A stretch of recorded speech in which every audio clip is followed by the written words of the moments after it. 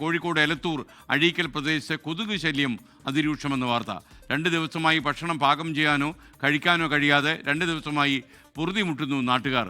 അഴീക്കൽ കനാലിൽ നീരൊഴുക്ക് തടസ്സപ്പെട്ടതോടെയാണ് കൊതുകുകൾ പെരുകിയത്. ഷഹദ് റഹ്മാൻ ചേരുന്നു കോഴിക്കോട് നിന്ന്. പറയൂ ഷഹദ്, ഗുഡ് മോർണിംഗ്.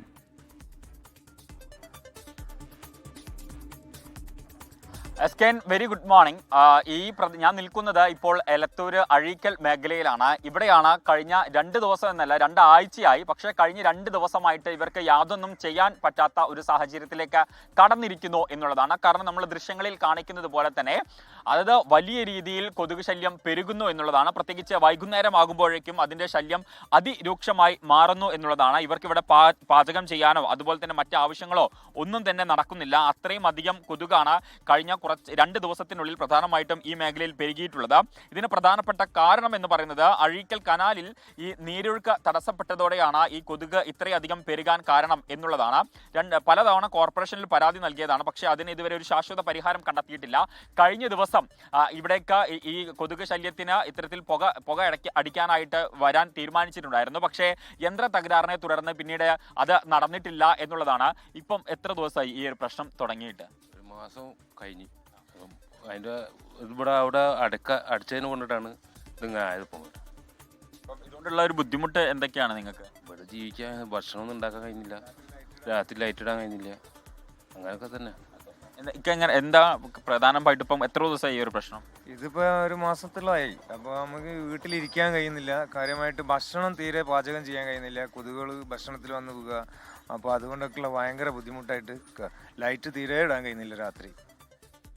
രാത്രിയാണോ ഇത് കൂടുതലാകുന്നത്? രാത്രിയാണ് കൂടുതലാണ്. പിന്നെ പകലും ഉണ്ട്. പകലിപ്പോൾ നിങ്ങൾ കണ്ടില്ലേ സാധനം ചെമ്മരിൻ്റെ മുകളിലൊക്കെ ആയിട്ട് നിൽക്കുക. രാത്രി തീരെ ഒന്നും ഭക്ഷണം ഒന്നും ഉണ്ടാക്കാൻ കഴിയുന്നില്ല. 5 മണിക്ക് ശേഷം 5 മണി തൊട്ട് കഴിഞ്ഞാൽ പിന്നെ വളരെ അധികമായിട്ടാണ് ഇത് കാണപ്പെടുന്നത്.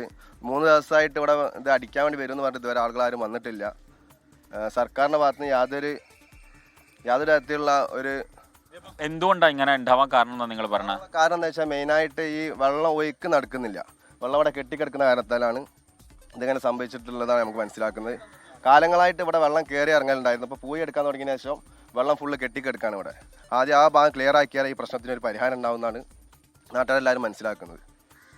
ഈ പ്രശ്നം ഗുരുതരമാണ്. പ്രത്യേകിച്ച് നമുക്കറിയാം ഈ കൊതുക് ഇങ്ങനെ മുട്ടയിട്ട് പെരുകുന്നു. മാത്രമല്ല ഇവിടെയൊക്കെ രോഗികളൊക്കെ ഉള്ള സ്ഥലമാണ്, കുറേ അധികം കുട്ടികളുള്ള സ്ഥലമാണ്.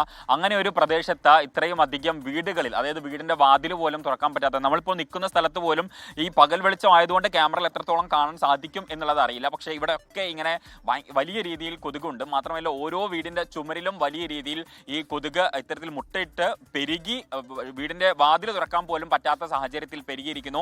മാത്രമല്ല ഇവരിന്ന് നിലം അടിക്കുമ്പോഴേക്കും വലിയ രീതിയിലാണ് ഈ കൊതുക് ഈ ചത്ത് താഴേക്ക് വീഴുന്ന ഒരു സാഹചര്യം. അടിയന്തരമായിട്ടുള്ള ഈ വിഷയത്തിൽ ഒരു നടപടിയാണ് ഈ നാട്ടുകാർ ആവശ്യപ്പെടുന്നത്. Okay, thank you Shahad Rahman. ലോകത്തെവിടെയായാലും ഏത് സമയത്തും 24 വാർത്തകളും ഓഗ്മെന്റഡ് റിയാലിറ്റി പാക്കേജുകളും എക്സ്പ്ലെയിനറുകളും വിശദമായി കാണാൻ ഞങ്ങളുടെ യൂട്യൂബ് ചാനൽ നിങ്ങൾക്ക് സബ്സ്ക്രൈബ് ചെയ്യാം.